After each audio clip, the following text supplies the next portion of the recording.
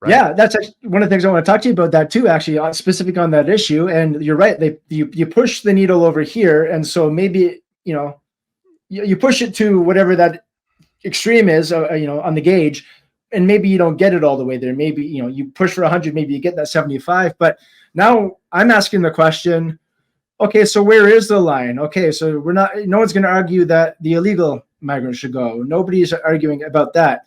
Nobody's arguing that the criminals should go. But now I'm asking, okay, well, where is the line? And now we're actually starting to have a conversation. The conversation is being had because someone pushed the issue. Mm-hmm. Yeah, yeah.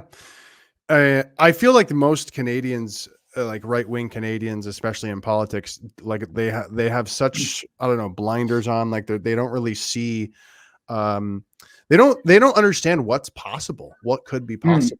Like we're kind of stuck under this like very, very low glass ceiling of Pierre Poilievre, who thinks we can only talk about my taxes. And I love to use Trump as an example of this. He didn't say, hey, we're going to stop migration, mass migration. What did he say? We're going to build a wall and they're going to pay for it. Exactly. Exactly. And like, what a crazy vision, what a crazy, like, vision that puts in people's minds. And it was so super effective. And, it's just so sad that there's so many miserable, people who hate Trudeau and are settling for Poilievre with what, bring it home. What I love is like Trudeau, he's not worth the cost. This implies that he's worth anything. This guy is worthless. What do you mean he's not worth the cost? He's fucking like, he should be fucking probably hanging from a tree. Like, what do you mean he's not worth the cost? Like, it's so, man, it's so, there's so much more to be desired there. There's an interesting inference there. Interesting inference. He's not worth the cost. So does that mean Poilievre is worth the cost? So we should still pay it, but somebody should just be worth it. Is that what we're saying now? It's just terrible shit from people who have been in Ottawa for too long. Yeah. It's just terrible. I mean, the urgency is not there. It's almost like Poilievre's job is to take the genuine frustration and anger and just kind of like massage it and make it feel like it's being spoken to, when in reality, like there needs to be much more urgency around all these issues, because this place is literally falling apart and people are leaving and the demographic change is extreme. It's radical. It's never happened before in history. And that's the very sort of like, it's pretty integral to a nation.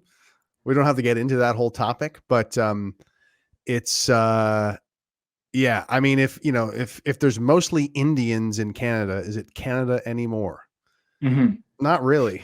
It's more like Delhi. It's more like some other place than being Canada. But yeah, I mean, that's why I really like watching Raging Dissident and the Ferryman, because they're the only people in this country, I think, who actually have like the correct degree of urgency on talking about these issues. You're talking about Poilievre and all the people down there that have been in Ottawa for too long. So before I came out to Alberta, a long time ago, there was a premier here that was kind of universally loved, at least on the conservative side of things. His name was Ralph Klein. And he was just he would talk shit. He'd tell you he'd go have a beer with you at the pub, and then he actually would. Like, that's the kind of guy he was. And everybody in Alberta still has this nostalgia for the Ralph Klein days. But one of the terms he coined was called dome disease. And it reference was the Alberta legislature in Edmonton that has a big dome on top. And it's like, you can go into politics to try and change something. Maybe you have good intentions, but once you get there and you get absorbed into that culture, it changes you, and they call it dome disease. And it's like a whole other world unto itself that's completely out of touch with what's going on around you. And I think that applies not just to Edmonton, that applies for sure in Ottawa, right? They're completely out of touch, right? You remember seeing Pierre walk for all of like fucking 10 minutes with James Top for the photo op. It's like, you have no idea what's going on around you, but here you are for the opportunity it presents to elevate your career as far as you're concerned. Yeah.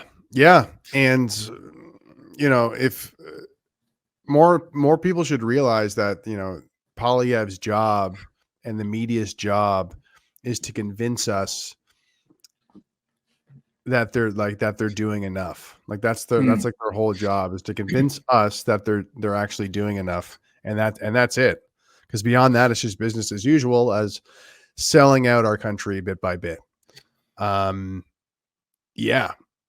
So yeah, something needs to change in this country. I think it is changing. I think we're going to kind of see what Toronto or Canada's Toronto. Fuck, Toronto's not made of. Well, we're going to see what this country's made out of in the next, 5 to 10 years. And I think it's going to be very pivotal. Yeah.